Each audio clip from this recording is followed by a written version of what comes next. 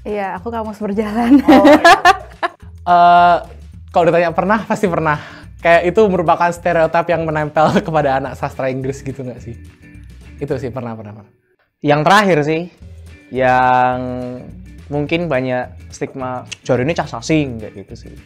Terus kayak banyak lah teman-teman SMA tuh yang datang minta translatein dong abstrak segala macam bla bla bla bla kayak gitu sih. Kalau yang Shakespeare dan kamus berjalan sih enggak.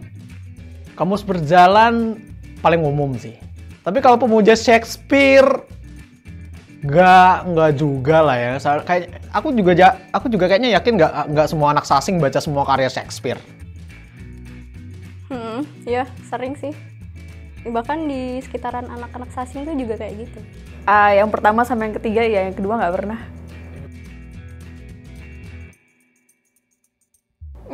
Bisa jadi, iya ya mau gimana, bisa tiap hari kamu bahasa Inggris kan ya? Kalau kamus berjalan, iya sih setuju. Kenapa, Mbak? Karena kalau ditanyain, ini artinya apa sih, bisa jelasin gitu.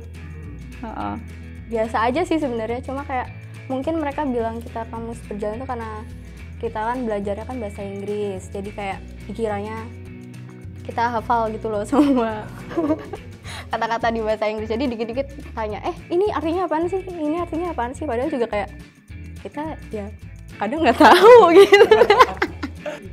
Ya nggak apa-apa sih, kayak personal brandingnya kita aja. Kalau kita tuh lebih jago dalam segi bahasa. Enggak juga. Berarti kalau anak fisika berarti Einstein gitu.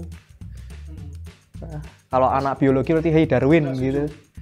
Ya setuju nggak setuju nggak tahu sih, cuman kalau cuman kayak bercanda Shakespeare gitu ya nggak apa-apa gitu loh. Cuman kalau misalnya akhirnya disangkut pautin kayak terus kamu kok anak Jari ini cah sastra kok nggak ngerti gini sih, ya tidak semua orang sastra pintar-pintar dong gitu loh. Sebenarnya enggak sih, karena gini, itu kan maksudnya kita jadinya mengeneralisasi sebuah hal gitu kan. Kita mengeneralisasi anak sasing tuh pemuja Shakespeare, kita bilang mereka kamus berjalan dan sebagainya. Padahal kemampuan dalam sastra Inggris sendiri itu berbeda-beda. Ada yang bisanya memang sastra Inggris tapi di bagian writings doang, ada yang bisa bahasa Inggris di bagian speaking doang, kayak gitu-gitu. Jadi ya sesuatu yang digeneralisasi itu menurutku tidak baik sih, gitu.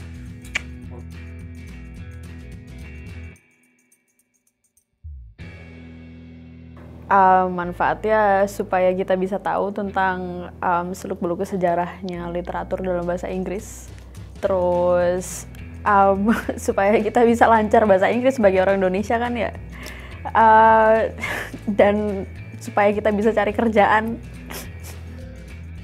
Manfaatnya gini sih, karena kan kita sebagai mahasiswa sastra Inggris, kita di-expect saat kita lulus tuh kita memiliki banyak kompetensi. Kita masyarakat tuh berekspektasi bahwa kita tuh bisa setidaknya menguasai atau memahami terkait dengan hal-hal tersebut kayak literatur, linguistik, dan juga translation kayak gitu-gitu. Jadi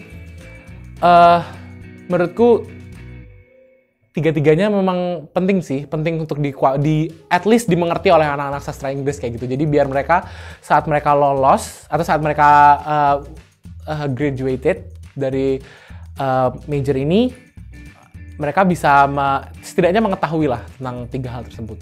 Gitu. Dari yang aku lihat dari prodi-prodi lain itu orang-orangnya unik-unik kalau sasing itu. Jadi ya jarang ditemuin di tempat-tempat manapun. Ya seperti orang-orang di depan saya ini. Ya itu orang-orangnya unik-unik sih. Jadi kita bisa belajar banyak dari mereka juga. Critical thinking. Iya.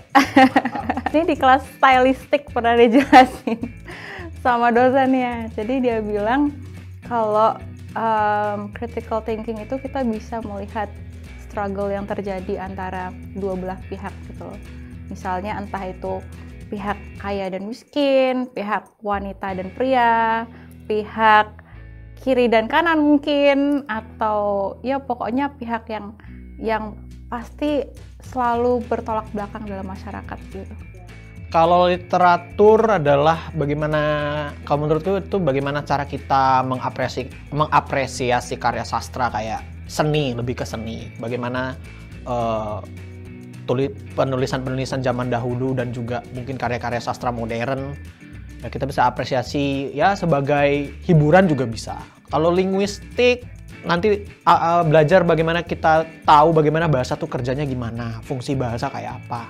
Dan juga mungkin fenomena-fenomena bahasa tuh kerjanya kayak apa. Kalau translation sih lebih ke ini sih, bagaimana kita bisa menghubungkan dua bahasa sehingga bisa cari satu makna sih. Jadi kayak pengantar aja, sebagai penghantar sih. Misalnya dari bahasa Inggris ke Indonesia dan sebaliknya, supaya kita bisa dalam satu konteks yang sama. Kalau translation mungkin karena aku aktif jadi badis juga bagi orang-orang asing yang datang ke Indonesia, terutama kayak tamu-tamu sadar gitu. Itu lebih ke ya latihan ini sih, latihan conversation-nya aja sih kayak gitu. Terus ntar jadi penerjemah antara misal orang lokal Indonesia sama orang asingnya gitu, latihan gitu. Kayak lebih ke percaya diri. Terus linguistik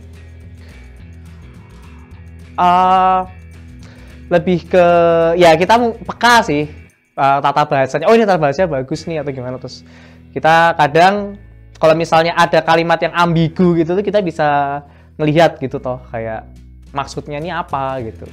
Kalau misalnya ini tuh ada dua makna nih segala macam. Jadi bisa teliti aja sih. Literatur yang paling asik itu sebenarnya literatur, karena di literatur itu kan kita belajar pemikiran-pemikiran manusia kan, dan bagaimana pemikiran itu dimanifestasikan dalam bentuk karya sastra. Jadi kayak marxisme, feminisme, segala macam.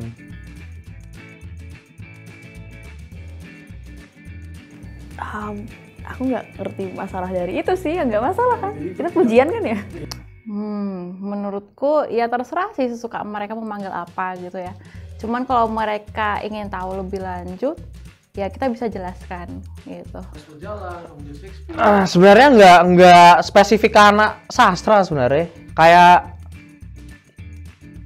umum lah, misalnya anak teknik mesin gitu, mobil mogok terus tahu nggak tahu gitu kan juga nggak spesifik. Anak teknik mesin, wah masuk bagian ini kira ngerti gini. Ya slow lah, kayak nggak semua orang itu tuh pasti master dalam hal itu gitu. Jadi slow aja. Ya nggak masalah. Kan itu juga bukan sebutan yang ofensif atau gimana. Why not? Lagi pula ya itu unik sih sebutan kayak gitu tuh. Maksudnya ya kan bikin ada ciri khas sendiri itu loh buat kita. Ya nggak? Kalau bisa cari sebutan-sebutan yang lebih menunjukkan kita tuh anak asing gitu loh. Jadi kayak misalnya, jadi kalau kita disebut by name calling tuh berarti there is something special about us. Ada yang spesial tentang kita. Jadi janganlah kita tuh merasa malah lebih insecure kayak kok kita kayak nerd banget sih, kayak kutu buku banget. Jadi kamu saja tahu. Bukan, tapi karena ya bisa dibilang mereka tuh rada iri dengan kemampuan kita sih. Iya dong. Skill kita lebih di atas rata-rata lah. Saranku sih, mending cobain dulu deh masuk sasing. Cobain dulu, rasakan apa dinamika yang akan kamu rasakan saat kamu masuk sasing. Nanti pasti kalian bakal ngerasa, oh ya sasing tuh ternyata nggak cuman nerdy yang kita baca buku, kita kutu buku, baca kamus setiap hari, kita ngapalin vocabulary satu-satu kayak gitu. Enggak kok, kita mempelajari the whole things of English.